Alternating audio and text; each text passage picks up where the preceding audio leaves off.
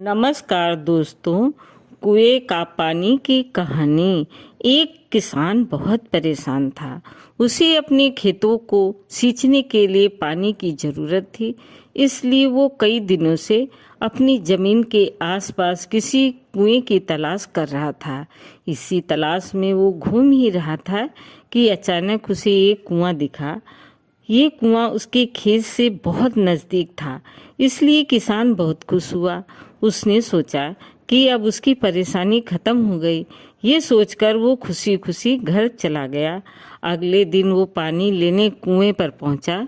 जैसे ही उसने कुएं के नज़दीक रखी बाल्टी कुएं में डाली, वहां एक आदमी आधम का। वो किसान से बोला, ये कुआं मेरा है, तुम इससे पानी नहीं ले सकते। अगर तुम इस कुएं से पानी लेना चाहते हो तो तुम्हें इस कुएं को खरीदना होगा। ये सुनकर किसान कुछ देर रुका और फिर मन ही मन सोचने लगा कि अगर मैं इस कुएं को खरीद लूं तो मुझे कभी पानी की कमी नहीं होगी और न ही मुझे पानी के लिए इधर उधर भटकना पड़ेगा। फिर क्या था, दोनों के बीच एक रकम तय हुई। किसान के पास उसने पैसे तो थे नहीं, लेकिन वो ये मौका छोड़ना नहीं चाहता था। इसलिए किसान ने उस आदमी को अगले दिन वो रकम देने का वादा किया और घर की ओर चल दिया। किसान के लिए कुआं खरीदने का ये अच्छा मौका था, इसलिए वो इस काम में जरा भी देर नहीं करना चाहता था। घर पहुंचते ही उसने अपने करीबियों और दोस्तों से इस बारे में बात की और कुएं के लिए तय हुई रकम का इंतजाम करने में जुट गया। थोड़ी भागदौड़ और कोशिश के बाद आखिरकार उसने वो रकम जमा कर ली। अब वो पूरी तरह से निश्चित हो चुका था कि उसे कुआं खरीदने से कोई रोक नहीं सकता। जमा हुए पैसों को लेकर वो फिर घर चल दिया। उसे बड़ी बेसब्री से इंतजार था कि कब रात खत्म होगी और वो कुआं खरीदने जाएगा। इसी सोच में वो पूरी रात सो न सका। अगले दिन सुबह होते ही वो कुआं खरीदने निकल पड़ा। उस आदमी के घर पहुंचा। किसान ने उसके हाथ पर पैसे रखे और कुएं को खरीद लिया। अब तो कुआं किसान का हो गया था, तो फिर उसे पानी निकालने में देर नहीं की। जैसे ही किसान ने कुएं में पानी निकालने के लिए बाल्टी उठाई, उस आदमी ने फिर बोला, ठहरो, तुम इस कुएं से पानी नहीं निकाल सकते हो। मैंने तुम्हें कुआं बेचा है, कुएं का पानी अभी भी मेरा है। किसान मासूम हो गया और न्याय के लिए राजा के दरबार में शिकायत करने पहुंचा। मालूम है उस राजा का नाम क्या था?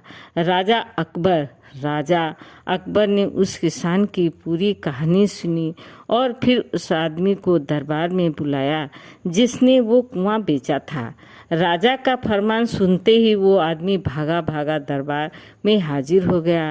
राजा ने उससे पूछा, जब तुमने इस किसान को अपना कुआं बेचा दिया है तो फिर इसे पानी क्यों नहीं लेने दे रहे हो? आदमी बोला, महाराज, मैंने इसे केवल कुआं बेचा है, पानी नहीं। ये सुनकर राजा भी सोच में पड़ गए। उन्होंने कहा कि बात तो ये पते की है, कह रहा है कुआं बेचा है, पानी तो नहीं। काफी देर सोचने के बाद जब इस समस्या को सुलझाने में वो नाकाम हो गए तो उन्होंने बीरबल को बुलाया। बीरबल बहुत ही बुद्धिमान था, इसलिए राजा अकबर किसी भी मामले पर फैसला लेने से पहले उनकी राय जरूर लेते थे। बीरबल ने एक बार फिर दोनों से उनकी समस्याएं पूछी। पूरी बात जानने के बाद बीरबल ने उस आदमी से कहा, ठीक है, तुमने कुआं बेचा, पानी नहीं, फिर तुम्हारा पानी किसान के कुएं में क्या कर रहा है?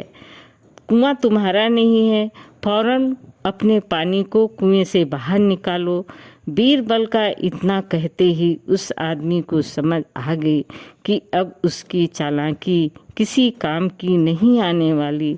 उसने राजा से फौरन माफ़ी मांगी और माना कि कुएं के साथ उसके पानी पर भी किसान का पूरा अधिकार है। ये देखकर राजा अकबर ने बीरबल की बुद्धिमानी की तारीफ की और कुआं बेचने वाले आदमी पर धोखेबाजी के लिए जुर्माना लगाया। किसान और कुएं की कहानी से पता चलता है कि आपको दूसरे से अधिक चालाक नहीं समझना चाहिए। साथ ही धोखा देने की आदत से भी दूर रहना चाहिए, क्योंकि कोई ऐसा भी हो सकता है जो आपसे भी अधिक बुद्धि का इस्तेमाल करना जानता हो।